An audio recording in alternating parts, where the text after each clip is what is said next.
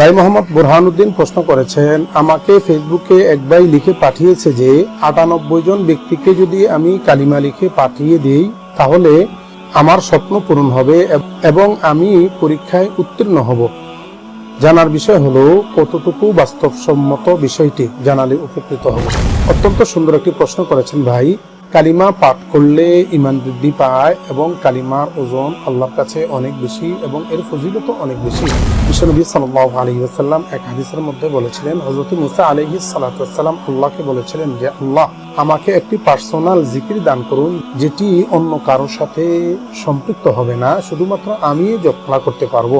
আল্লাহ রাব্বুল আলামিন বলেছিলেন, তুমি বেশি বেশি লা ইলাহা ইল্লাল্লাহ পাঠ করো।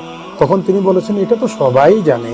তখন আল্লাহ রাব্বুল আলামিন বলেছিলেন, কালিমার ওজন এত বেশি, 7 আসমান 7 জমিনকে যদি এক পাল্লা রাখা হয় আর কালিমাকে যদি আরেক পাল্লা রাখা হয়, তাতেও কালিমার ওজন আল্লাহর কাছে বেশি হয়ে যাবে। এ থেকে বোঝা যায় কালিমার ওজন অনেক বেশি, মর্যাদা অনেক বেশি, তাতে কোনো সন্দেহ নেই।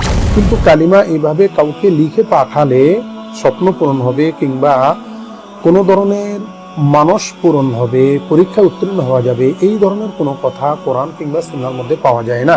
তাই এই ধরনের আকীদা বিশ্বাস রেখে আমল করাটা উচিত নয়। তবে হ্যাঁ, কালিমার দাওয়াত দেওয়াটা একজন মুসলিম হিসাবে আমার এবং আপনার সকল মুসলিমের জন্য আবশ্যক। আশা করি প্রশ্ন উত্তর পেয়েছেন।